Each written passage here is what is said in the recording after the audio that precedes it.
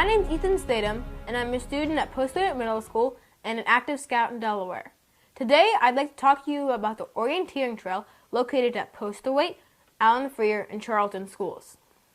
So you might be asking yourself, what is orienteering?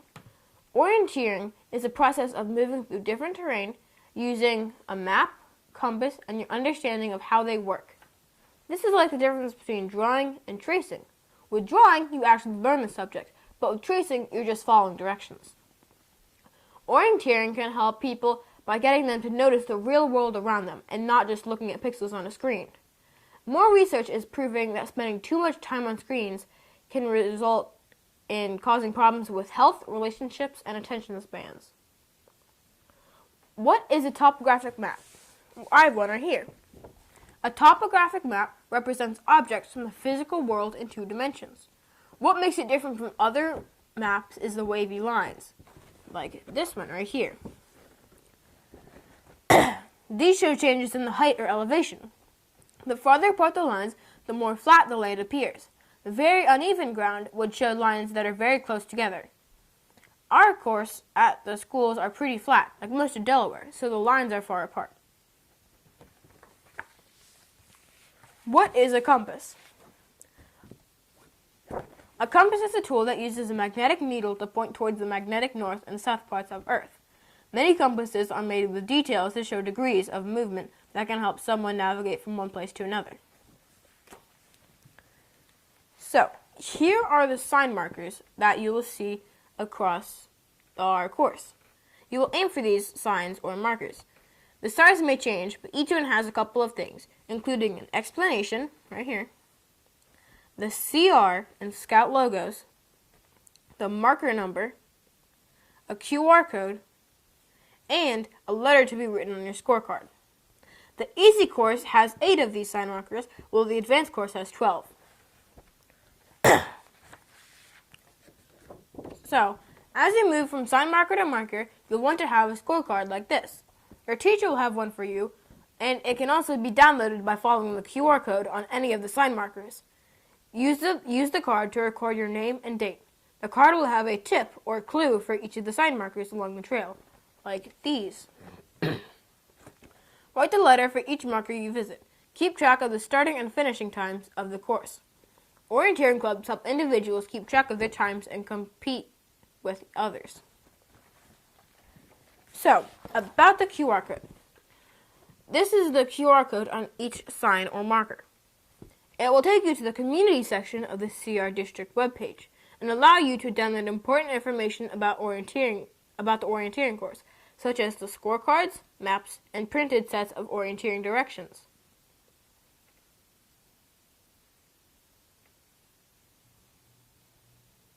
I'd like to talk about some of our items in more detail. The compasses we're using look something like this. The large circular part is the dial, right here. This is labeled in degrees. Most of the time, you'll use 0 or 360 is north, 180 is south, with 90 being east and 270 being west. This dial can be turned. On the edges of the dial are 2 orienteering lines, right here and right here. We'll use these lines to help travel from sign marker to sign marker. The edges of the compass are marked with rulers, right here and right here, to help you measure distance on the map. Next is the orienteering arrow, right there. This will be a target for us to get the needle into, like it's home. The needle is the most important part of any compass. The red part points towards magnetic north, this thing right here. Whenever the red magnetic needle is inside the orienteering arrow, we call this red in the shed. Finally, the blue part is the direction of travel arrow, right here. This should be aimed in the direction you want to go. Parts of a topographic map. Our topographic maps are very much like other maps. They have a compass that points to the north, right here. This has already been adjusted for something called magnetic declination. I'll talk about that shortly. The school buildings are in black, right here, with trees in green, right here, water features in blue, state roadways in gray, and the red lines show north and south, here, here. The wavy lines connect land that is the same height, like this thing. Since most of the land is flat, most of the lines are far apart. The chart on the right provides clues for each marker and a scale to help show distance. The clues and the scale. The directions card. Another item you can download from the orienteering page is a directions card. It provides a short refresher of instructions for using a compass and map to move from sign to sign. The main tool for orienteering is the compass. Here are some things to know about using a compass. First, the tiny needle has been magnetized. This will point towards the magnetic north on the Earth, right here. If you have enough magnetic material or metal near the compass, it can show false readings. This housing can be turned and needs to be in order to use the compass and map together. Red in the shed. As mentioned earlier, when traveling from one sign marker towards another, it will be important to turn the compass and yourself so the red magnetic needle goes into the red outlines of the direction of travel arrow, right here. This is called red in the shed. The direction of travel. Once you have the compass dial turned and the compass positioned, you'll want to point the direction of travel arrow towards your next target. As the name implies, this should be the direction you want to be traveling, here. So, magnetic declination. The Earth's core creates magnetic poles. These are located deep inside the Earth, but also move around at a steady pace. So the place the magnetic compass points isn't exactly the North Pole on the Earth. This process of adjusting between these 2 points is called magnetic declination. You'll need to look up the exact details of the places you travel and see if the map has been adjusted for this. Our course map has already been adjusted for this as of 2019, but it will need more adjustments as time moves along.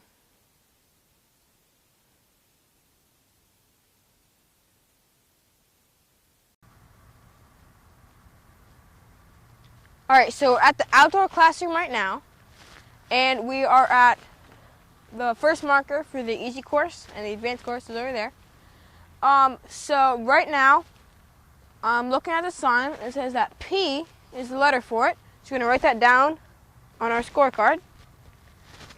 So right now, what we're going to do to get from 1 to 2 is we're going to orient the map.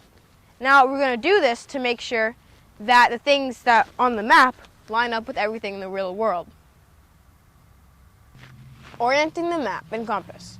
So the first step to doing this is you want to take your compass, make sure it's straight out, and now you'll take the 0 or 360 degree mark, and then you want to turn that so it lines up with the direction of travel arrow. Now once you have that done, you want to take one of the edges of the compass, one of the flat edges, and line it up with one of the north-south lines on the map. I'm going to use this one right here. So I'm going to take this edge, line it up,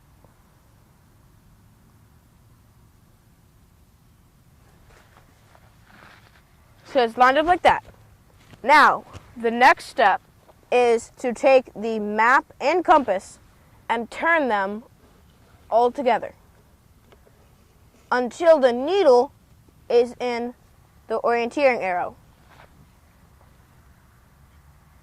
Once you have that, that's called red in the shed. That's what we want to do.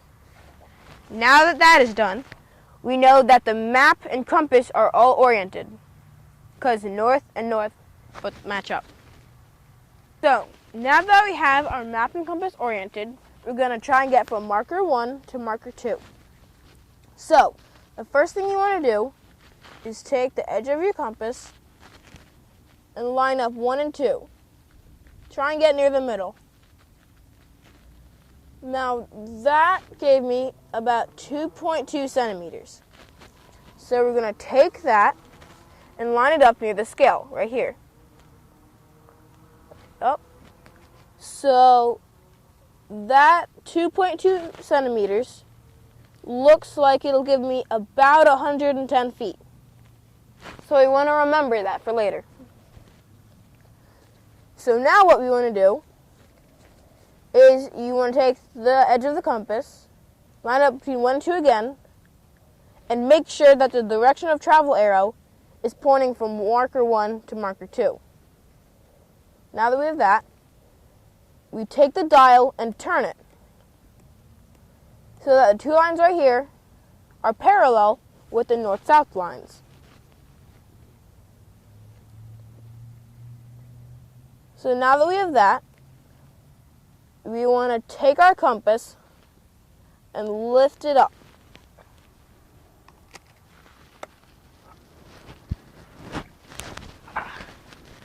So now that we have our compass, you want to get near marker 1 and aim your compass so that red is still in the shed.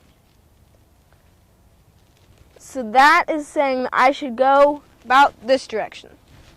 So now we want to remember that 110 feet that we got last time, and we want to walk 110 feet that way. Now I already paced out my steps, so one step for me is about 3 feet, but you guys might be different, so make sure to measure that. So now I'm going to walk 110 feet that way.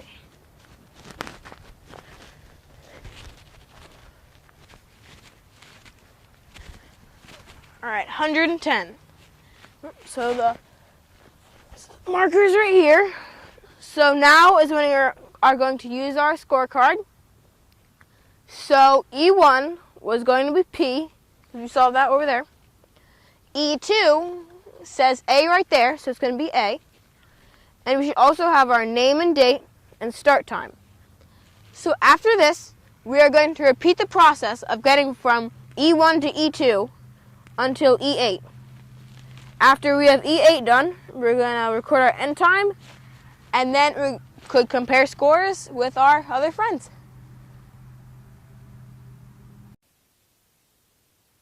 So now you know that orienteering is the process of using a compass and map together to get from one place to another. It can be challenging, but with practice it gets easier.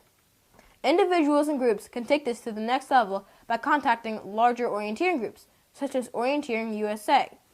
You can get to them at www.orienteeringusa.org. Well, I hope you enjoyed learning about orienteering. Please grab some gear and a friend, get outside, and have fun making memories in nature.